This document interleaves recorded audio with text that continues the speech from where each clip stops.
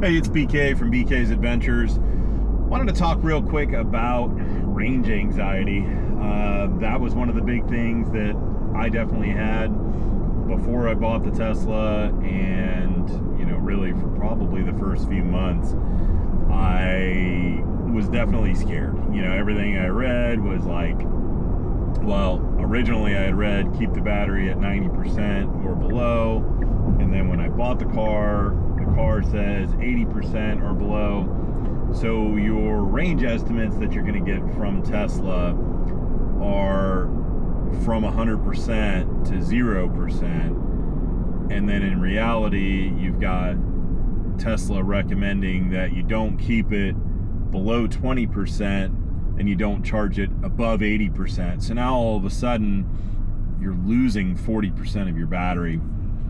And I kind of overthought that in the beginning and really tried to do that, when in reality, from what I understand, and I did a lot of research on it, it's keeping the car below 20%. So you don't want to show up at the airport with below 20% of battery and then leave it parked there for a couple weeks or whatever.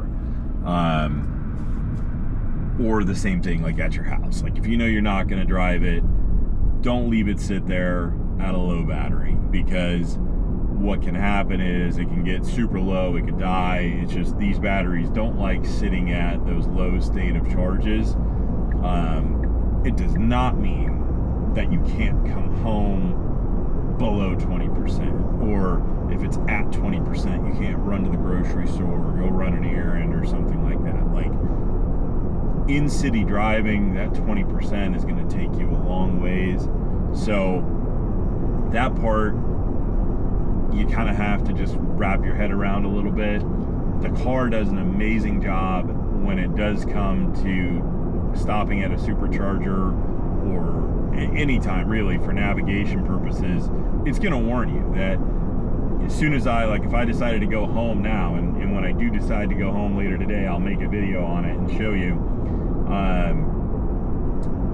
It'll tell you exactly what expected battery percentage you will have remaining when you get home is, and I have to say, they're very accurate. I don't know if it adjusts to your driving style, but it sure seems like it does, because consistently it will give me a number and it will be pretty much dead on, both ETA for your time of arrival and for the battery percentage when you get there. So the only exceptions that I really run into, if I start allegedly going over the speed limit and really pushing higher speeds, yes, I know, we know, you know, that's going to burn more energy, and it's going to make the car less efficient. If I was driving a gas vehicle, it's going to do the same thing. When I'm in my supercharged Jeep Wrangler, if I'm hitting the gas hard and driving it fast, I'm getting sub 10 miles per gallon. So it happens in anything. I don't care what you drive. Okay. So that is one way that you're going to alter that, but otherwise you can pretty much bank on whatever the car tells you you're going to get home with is going to be accurate. And so when it does come time to needing to stop and take a charge, which we very well may need to do today, it will tell you. And then you can tell it what percentage of charge you want to get to your destination with. So at the same time, I've got a road trip coming up tomorrow. We're going to shoot a big series of footage at the JW Marriott in Marco Island. We've got a dental association, the Southern Academy of Periodontists, is coming to the JW Marriott in Marco Island. So I'm going to be there tomorrow, this week, for the rest of the week. And so when I go there, I'll probably do the same thing, where I'll tell the car that I want to park at the hotel with a certain state of charge, so that I know it can safely sit there and give me enough energy to at least get to a supercharger to get back on. So there is a little bit of planning. that goes into it. But I think we do the same thing with gasoline vehicles as well, because you've got to make sure that you've got enough gas to get from point A to point B. While there's certainly more gas stations than there are superchargers, definitely check your area. If you go to Tesla's website, I think they've got a good map on there that'll show you where everything is. I know I'm in Southwest Florida, and there are a ton of them, and really, like, it seems like every month a new one pops up someplace, and they've all been really reliable. I haven't had one yet where I had to wait. I think one time in Orlando I had to wait like 2 minutes. Other than that, I never have to wait to get into a stall to charge. Again, in Orlando, I did come across one that was dead, but again, Orlando is a bigger city. I was traveling, and that's really the only place that I ran into a couple issues.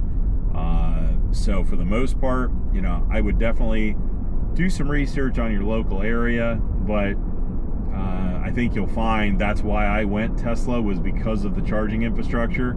They really have it down. They've got a lot of chargers in a lot of places, so I didn't want to have to worry about where I was going to get my next charge from, and that was a big reason that I chose Tesla. When Tesla changed their business and opened up their charging to other manufacturers last year, I was kind of bummed a little bit, because I'm a Tesla stock owner and I love my Tesla, but it definitely now has kind of opened my eyes to be like, well, now I can go buy a different vehicle and still charge on the Tesla network, which is why I've been looking at that Hummer EV, because it's a bigger vehicle. It's going to be more comfortable for me as a bigger guy, more room for passengers and stuff like that, and the off-road capabilities like what I have with the Jeep and the open air, but in an EV. It's certainly not efficient for an EV because of its size, but that's me. Like anybody that knows me, I've always been into big trucks, lifted trucks, stuff like that. So it really does kind of fit my style. But yeah, do your research, check out those charging stops. If you decide Tesla's for you, I've got an affiliate link down below where you can get, right now I think they're giving out 3 months of full self-driving at no charge if you use that link, and then I think they send me something as well. But so if you are in the market for one, if you think that this information's helping you make that decision, please use that link so it helps us both out. And I'll catch you on the next one.